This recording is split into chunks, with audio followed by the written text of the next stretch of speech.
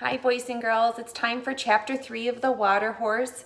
When I read to you yesterday, we learned that the whole family now knows that there is something in the bathtub. And Grumble, the grandfather, even remembers hearing tales of a creature that looks similar to the creature in their bathtub. So now I'll read you chapter 3 called Crusoe. The Water Horse, breathed Kirsty. Well, I'll be scuppered, said Angus. I don't care what it is, said Mother. It's not staying in my bathtub. I'm going to get the breakfast now, and as soon as you've eaten it, out of this house that thing goes. I don't care what you do with it. Is that understood? And off she went. Kirsty and Angus looked so woebegone that Grumble put an arm around each of them. Cheer up, he said. We'll think of some way to make sure he's all right. How do you know it's a he? Kirsty said. It might be a she. That's true, said Grumble. I don't know how you could tell, but we'll have to decide one way or the other. Why? Said Angus. So we can give it a name, said Grumble. It must have a name if we're going to keep it. Keep it, cried the children. But Mother just said... Here's a really nice illustration of the whole family gathered around the tub. If you look really close, there's something in the tub.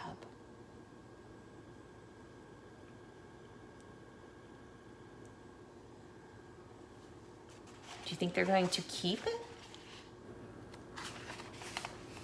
Your mother only said that it must go out of the house. I don't care what you do with it, that's what she said. So we'll decide what we want to do, and then we'll do it. Now go to my room, Kirsty, and you'll see some loose change on top of the dresser. Bring me a coin. Any coin will do. When Kirsty came back with a sixpence, Grumble balanced it on his thumbnail. Now, he said, heads if it's a boy, tails it's a girl. All right? And when the children nodded, he flicked the coin high in the air. It fell on its edge and rolled underneath the clawfoot tub. Angus, the smallest, crawled under the tub on his tummy to retrieve it. What is it? Asked Kirsty. It's a boy, said Angus triumphantly. What shall we call him then? Said Grumble. Between them, in the next few minutes, they managed to suggest a host of names. But no one approved of anyone else's choices. Kirsty liked the kind of names that might have suited a real horse or pony, like Starlight, Bonnie Boy, Surefoot, Trusty, Thunderer. Grumble favored good old Scottish names like Stuart, Sinclair, Mackenzie, McGregor, Tullibane. Angus chose fierce, aggressive names suitable for an enormous monster that he thought the creature would one day be. Names like Skull Cruncher, Super Jaws, Backbreaker, Cow Killer, and Drink Blood. But they could not agree. And when Mother called that breakfast was ready, they all went to get dressed, leaving the infant water horse paddling namelessly around the bathtub. Breakfast was an unusually silent meal at first. Grumble, Kirsty, and Angus were all still busy trying to think of a name. Mother was feeling a little bit guilty that she had reacted so harshly in ordering the immediate expulsion of the animal. After all, whatever it was certainly quite extraordinary, and the children were so thrilled about it.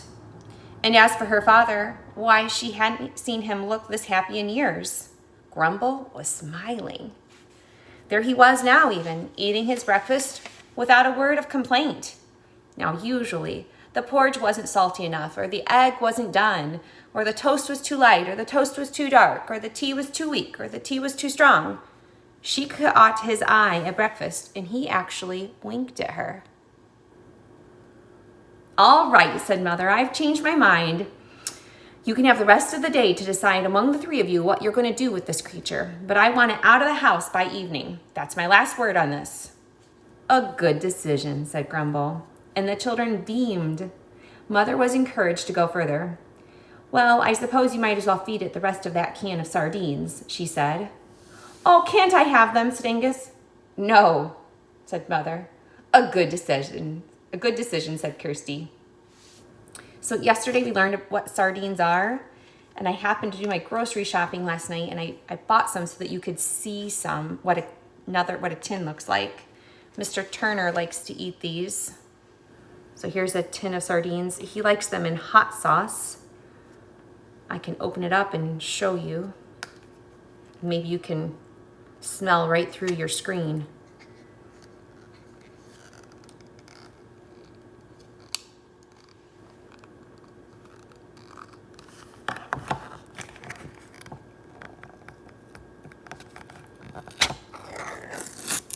Ooh, here it is.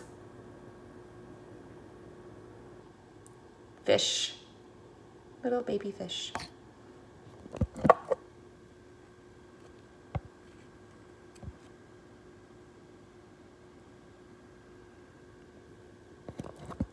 Yum.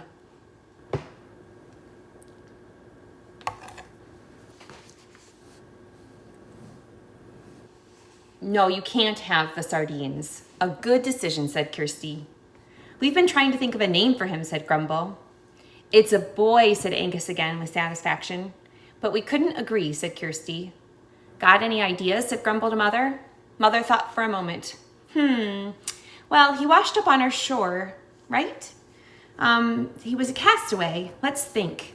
The most famous storybook castaway ever that I can think of is Robinson Crusoe. How about that for a name? Now that's an idea, said Grumble to the children. That story was based on a real-life castaway, and he was called Alexander Selkirk, and he was a Scot. And whatever the water horse is, there's no doubt about it. One thing we know is he's a Scottish beastie. Robinson Crusoe, said Kirsty doubtfully. It's just a rather long name, isn't it? Well, just Crusoe then, said Angus. Grumble and Kirsty looked at one another, and they nodded. A good decision, they said. But the decision they had to make after breakfast was not so easy. It was, of course, what to do with the newly christened Crusoe. They stood looking down at him as he paddled around the tub, chirping loudly for food. Now I've been thinking, Grumble said. First of all, do you think we should simply put him back in the sea? That's where he would have hatched if the storm hadn't blown him here. We could, but the spring tides might wash him out. And it would be a terrible business feeding him up and down the cliff path 6 times a day. Could we put him in the loch, Grumble? Said Angus.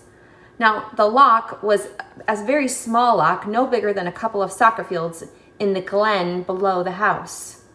We could, Angus, and that's where he'll have to go when he's a lot bigger. But he wouldn't last that long there, because there are pike in that loch, big enough to swallow him whole, said Grumble. He picked up a sardine by its tail and dropped it into the bathtub, and with a swirl of water, Crusoe was on it like a shark. There's a picture of Crusoe eating that sardine. Now, I want to show you what a pike is. So I have another Google image of a new vocabulary word. This is a pike. And as you can see in this picture over here, the gentleman holding him, they can be quite large, and they have aggressive looking mouths. So the family seems to be worried about putting Crusoe into the loch, which is similar to an inland lake. They're worried that it may not be a very good idea for Crusoe.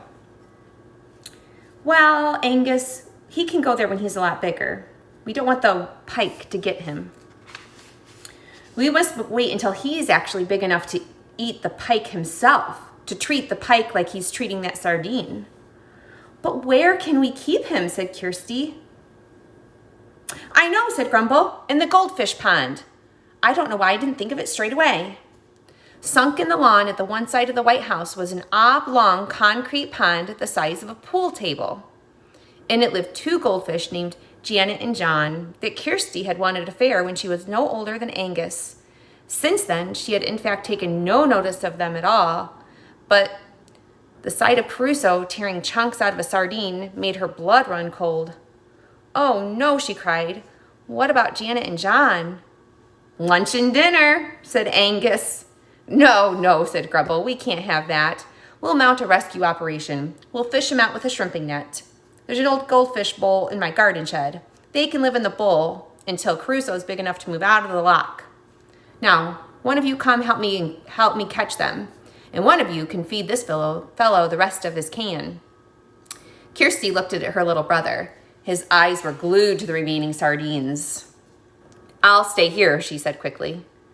I think she was worried that he was going to eat the rest of those little fish. Would you eat them if you were left alone with the sardines?